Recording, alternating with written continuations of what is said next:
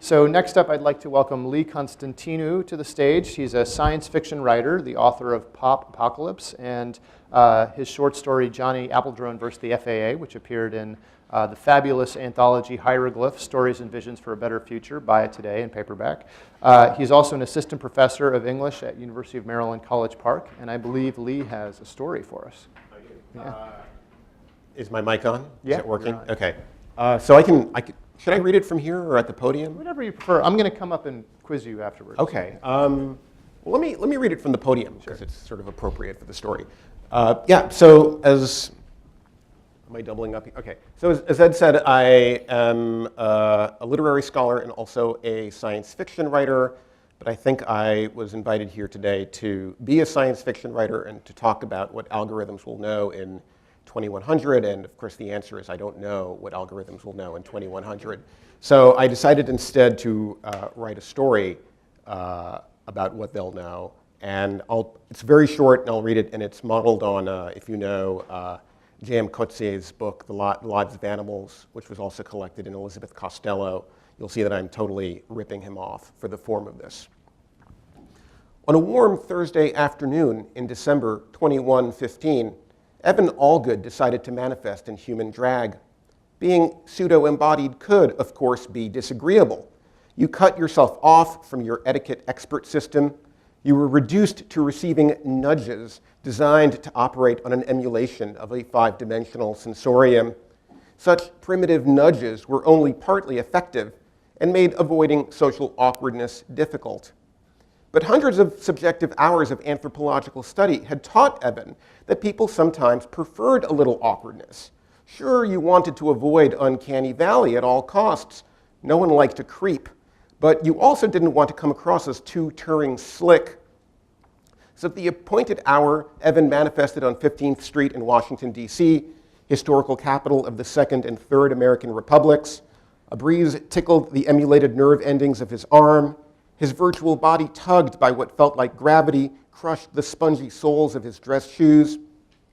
Evan made a show of nodding at pedestrians in whose networked sensoria he was visible, of waiting for the building's glass door to slide open for him.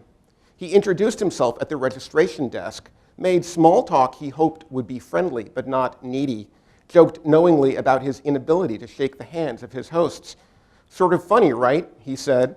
Ha ha, they replied. After the first panel, Evan found himself at a glass podium facing a room of 20-something staffers, academics, journalists, local retirees, and a handful of emulated onlookers. He summoned a teleprompter and cleared his throat. Thanks for inviting me, he said, or should I say, thanks for submitting a request to borrow my system resources for the afternoon. The audience's laughter was impatient. No one was in the mood for rhetorical gimmicks. This was a serious crowd. Evan swallowed nervously. It is hard to believe, he said, that the last time the New America Foundation held a gathering on the tyranny of algorithms, 100 years ago, respectable people didn't believe in ghosts. To be sure, our predecessors sometimes metaphorically compared algorithms to ghosts. Indeed, the novelist on whose media history I am modeled did so himself on one occasion. But when they talked about ghosts, they were invoking a theological tradition that saw the essence of the human, the defining dimension of personhood, as residing in an immaterial soul. At best, the more imaginative among them debated whether digital computers might eventually develop souls. It's hard to believe that the inhabitants of the 21st century were so limited, but I've spent thousands of subjective hours studying the results of our best historical models and turning those results into game environments composed in the world-building style of my biological forerunner. And it's true. That's really how they thought about their future. The expression, tyranny of algorithms, says everything you need to know about the assumptions underlying their way of thinking. The danger, the fear, was that something inhuman, an algorithm, a set of rules, a process, a diabolical thing, something or someone very much like me, might take on human qualities. They were convinced that if they embedded ubiquitous sensors into their environment, if they networked the resulting databases, if they unleashed machine learning systems upon those databases, political miracles or nightmares would emerge. New economic laws would appear from thin air. Political revolutions would be quick and bloodless. Good software would grow on bushes. But whatever happened, algorithms would be in the driver's seat. It is perhaps an understandable mistake for them to have made, given that their automobiles used to literally have something called a driver's seat, which was a kind of chair where a non-emulated human operator made decisions about how quickly and in what direction a physical vehicle should travel. Today, it is perfectly obvious to us that our predecessors were transforming fundamentally political questions, questions about political constitution, governance, and action, into narrowly technological questions. They understood concepts such as path dependency well enough. They intellectually knew what ghosts were, but they did not believe. If you could travel back in time and speak to them, they would literally not understand what every 22nd century schoolchild knows, that the tyranny of algorithms is nothing other than the tyranny of the past over the present. And here, Evan paused, looking up to confront the audience's eyes, and suddenly found himself unable to complete his remarks as scripted. His words seemed intolerably trite, a warmed-over version of myriad outdated, worked-over status updates. He sighed. 100 years ago, he said, deciding now to ad-lib, I would have been regarded as a haunting, a specter, an unnatural creature, a science fiction monster. I would have been the ghost. His teleprompter flashed angrily, suggesting he transitioned back to his prepared script, but he ignored the suggestion. As you may know, he said, I'm a composite, an emulated human, constructed from the public writing and private diaries of my namesake, a mid-list science fiction writer and historical novelist whose major distinction was being an especially prolific graphomaniac and life logger. But I am not the ghost. I am instead haunted by ghosts. By the person I am told I once was. I am haunted by history, by legacy systems, old machines, and ossified social processes. You invited me to give you the algorithm's point of view on what algorithms meant in the opening decades of the 21st century. But how am I supposed to know?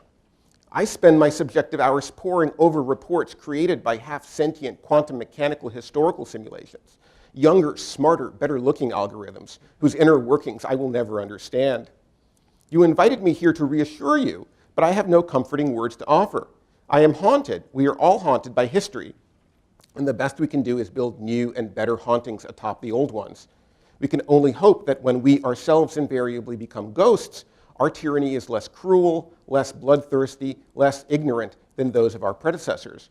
But I cannot say I'm optimistic. 100 pairs of eyes, each outfitted with shining media contacts, looked up at Evan now, sensing that he had run out of things to say. At first, he thought he saw hostility, boredom, annoyance, and skepticism in the sea of faces before him. But then, observing the ubiquitous glint of Twitter blue shining in their networked eyes, he saw the truth. They hadn't heard a single thing he'd said. Okay, thank you.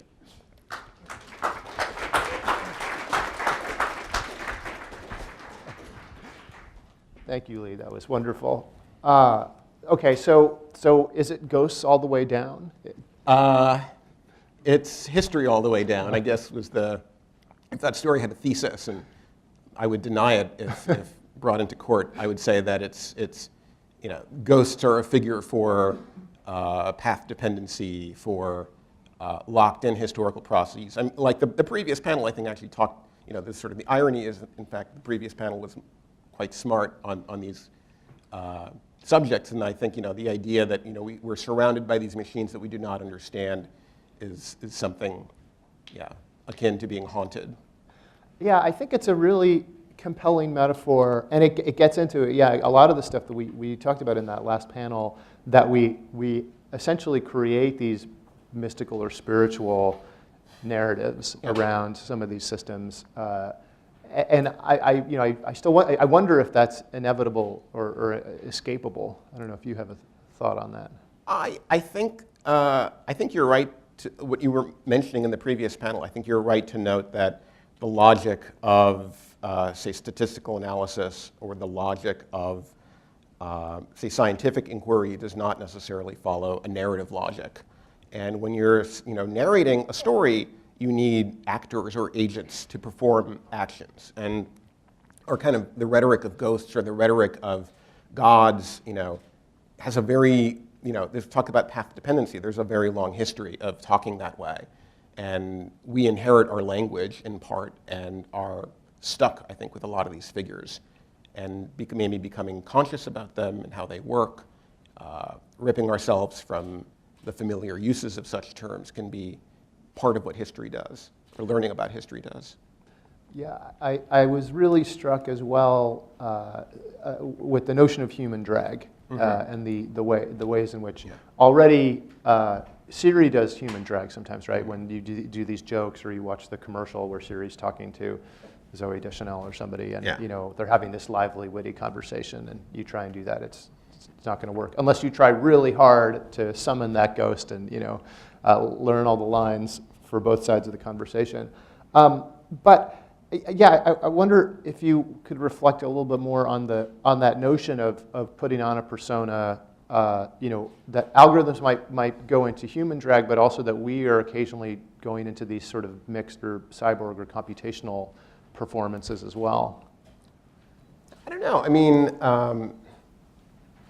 I'm fascinated by, I guess, the recent career of like Scarlett Johansson and the sort of the casting. Some casting director somewhere is convinced that she is the ultimate, figure for the post-human or the non-human. And so she, there was her, was Under the Skin, and then that terrible but fascinating film Lucy, where she plays someone who ends up using 100% of her brain.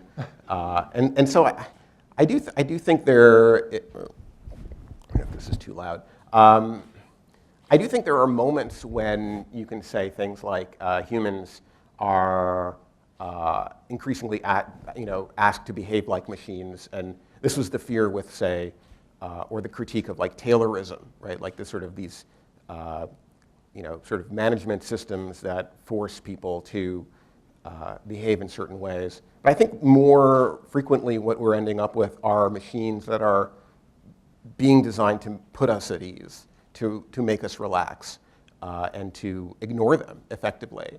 And so for me, like the important thing when I was like composing the story was thinking about, sort of everyday life, or that level of the algorithm. Like a lot of the science fiction I love the most is not about these big questions, right? Like you read a book like The Diamond Age, and the most interesting thing in The Diamond Age is the mediatronic chopsticks, the small detail that Stevenson says, okay, well, if you have nanotechnology, people are going to use this technology in the most pedestrian, kind of ordinary ways. Yeah, it's sort of the Louis C.K. argument, right? Yeah. That 10 seconds after we got internet access on airplanes, we started complaining about how terrible the internet access on the airplanes was.